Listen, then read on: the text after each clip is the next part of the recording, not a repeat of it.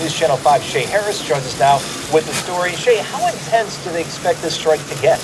Well, a spokesperson for the company says they only expect it to last for a day, but the workers say they're willing to strike for as long as it takes. On Monday.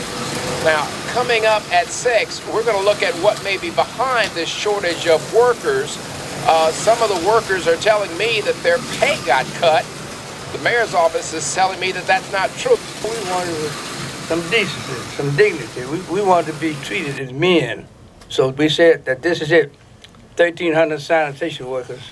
We all decided that we wasn't going to take no more. You know, if you bend your back, people will ride your back.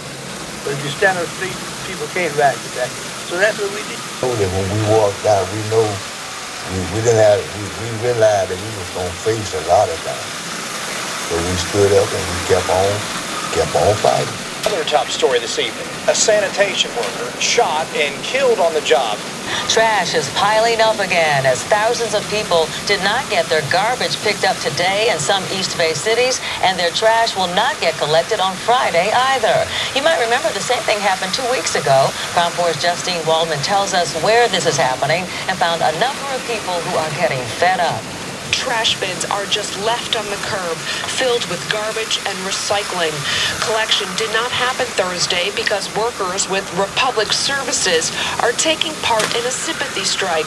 Workers in the Midwest want better wages, so in solidarity, union members here did not report to work. Instead, garbage, rotting food, and dirty diapers sits out in the sun. It is starting to smell, and people are not pleased. Also not be collected on Friday. Collection should resume next week, and people should not be charged if they have extra trash. I can't take it no more. Anger, exasperation, and that awful smell. You smell that smell? I know you got to smell it. Stick your nose in there if you want to, but not me.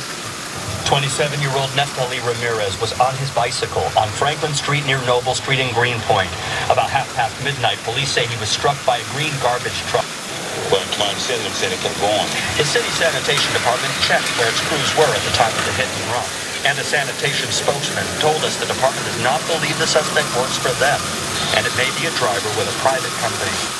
The detectives then went from building to building looking for security video. We were out here. Over the last 3 hours, we have seen 15 people get arrested, both men and women. We have seen 2 officers get injured. They came from down there. Both officers were brought up. They were helped up. It's unclear what their injuries were, but the officers could not walk on their own. Both have been transported by medics who were also wearing riot gear. They're going to get help at an area hospital. And Brian, as you mentioned, what they've been doing is there will be a news blackout during negotiations. No news, no announcements, no propaganda. And that seemed to mean they were now beginning serious bargaining.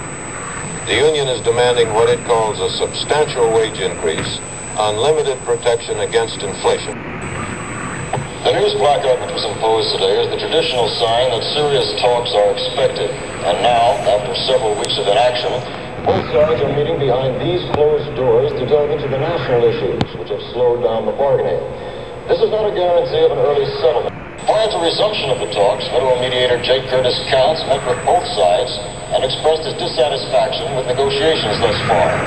He told the negotiators if there is a lack of communications or a standstill on a specific issue, the Federal Mediation Service will actively enter into the bargaining. Counts told reporters he is interested in getting the national issues into perspective and hopefully into agreement by the end of this weekend's discussions. Stephen Schiff, NBC. For months they've been saving their money, storing up food, preparing for a long strike.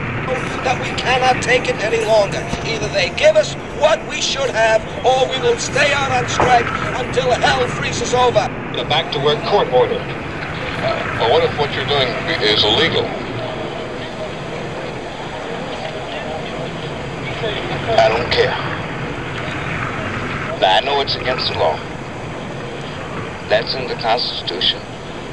It's in my contract. If they want to put me in jail, put me in jail.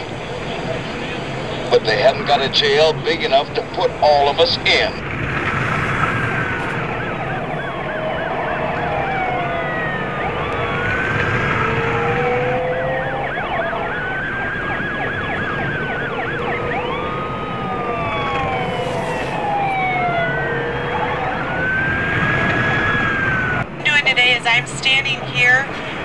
support of all of my fellow associates across the country that have been dealing with retaliation for having the nerve to speak out about the conditions that in our workplace.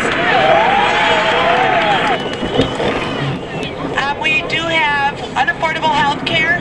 Many of my fellow associates that work full-time cannot afford health care.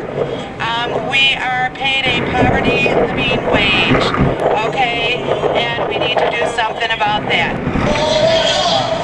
The strike is causing massive headaches for millions of commuters, forcing them to seek different modes of transportation. And for many, including Mayor Michael Bloomberg, that means walking. Charlotte has again turned violent.